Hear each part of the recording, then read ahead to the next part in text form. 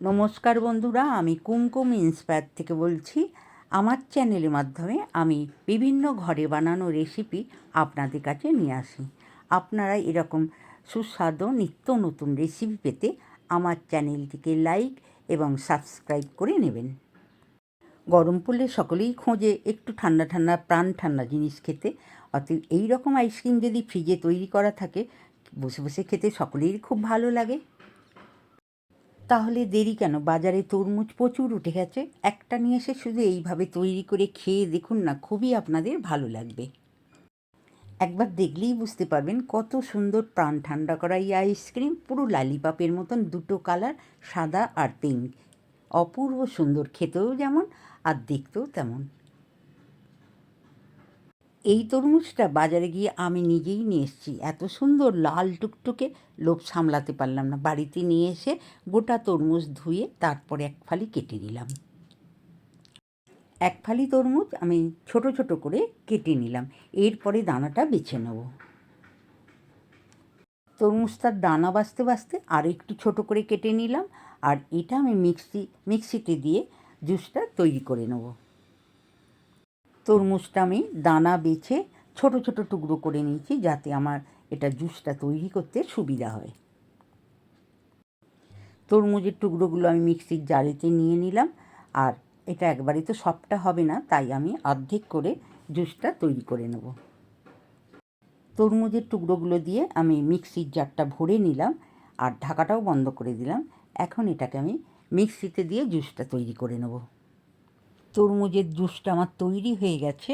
এটা আমি একটা গ্লাসের মধ্যে ছাঁকনি দিয়ে ছেঁকে নিচ্ছি, যাতে ছিবড়েগুলো যাতে না পড়ে। তরমুজের জুসটা দিয়ে আমি আইসক্রিম তৈরি করব। আর প্রতি বছরই আমি আইসক্রিম তৈরি করি, এটা একটু অন্যরকম। এখানে নিয়ে নিলাম মিক্সিং জারেতে 1 চামচ চিনি, 2 প্যাকেট 10 টাকাওয়ালা আমুলিয়া প্যাকেট, হালকা ঈষদুষ্ণ গরম জল, 4টে কাজু, 2টো ছোটো এলাচ দিয়ে ভালো করে মিক্সড করে নিলাম। মিক্সড করা মিল্ক পাউডারটা আমি ভালো করে ছেঁকে নিচ্ছি গ্লাসের মধ্যে। এটা একটা বরফ তৈরি করারই রাবারের ট্রে, তাতেই আমি এই আইসক্রিমগুলো তৈরি করে নিচ্ছি। আমি তরমুজের জুসটা হাফ কাপেরও হাফ নিয়ে ফানেল দিয়ে আমি এর মধ্যে দিয়ে দিচ্ছি। তরমুজের জুসটা ফানেল দিয়ে সবকটা বলের মধ্যে আমি পুরে নিলাম।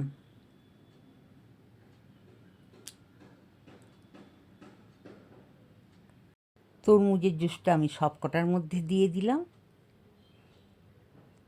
আমি আমুলিয়াটা গুলে রেখেছিলাম, আর একটু করে তাই আমি লালের উপরে দিয়ে দিলাম। দেখতে ভালো লাগবে, খেতেও খুব ভালো লাগবে। এগুলো আইসক্রিমেরই কাঠি, আমি কেটে সরু করে রেখেছিলাম। এখন এক একটা বলে একটা করে কাঠি লাগিয়ে নিলাম।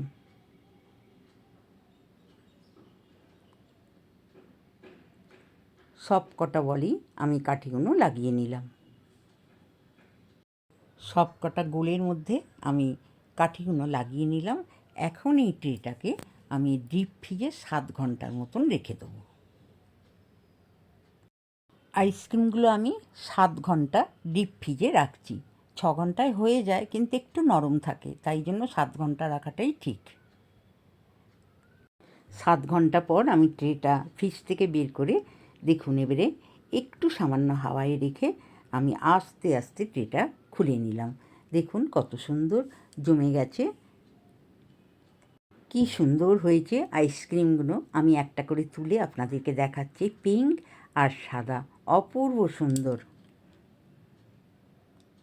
ট্রে থেকে আমি একটা করে খুলে আমি প্লেটের মধ্যে রাখছি, দেখতেও যেমন সুন্দর আর খেতেও খুব সুন্দর।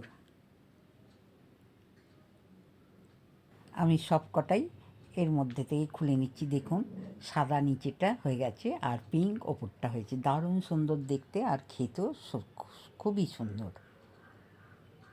সব কটাই আমি প্লেটে নিয়ে নিলাম। কি সুন্দর দেখতে আইসক্রিমগুলো, ঠিক মনে হচ্ছে যেন ললিপপ। যে খাচ্ছে সেই আবার একটা চাইছে। ঠিক এইভাবে গরমের সময় আপনারাও ফ্রিজে একবার তৈরি করে খেয়ে দেখুন। ভালো লাগলে অবশ্যই লাইক করবেন, কমেন্ট করবেন আর বন্ধুদের মধ্যে শেয়ার করতে ভুলবেন না। আমার চ্যানেলে নতুন বন্ধু হলে চ্যানেলটি সাবস্ক্রাইব করে আমার পাশে থাকবেন। অবশ্যই একটা লাইক করতে ভুলবেন না। নতুন নতুন ভিডিও আপলোড হলে আপনাদের কাছে পৌঁছে যাবে। আর যে সকল বন্ধুরা লাইক সাবস্ক্রাইব করে আমার পাশে সবসময় আছেন তাদেরকেও জানাই অসংখ্য ধন্যবাদ। ভালো থাকবেন। নমস্কার।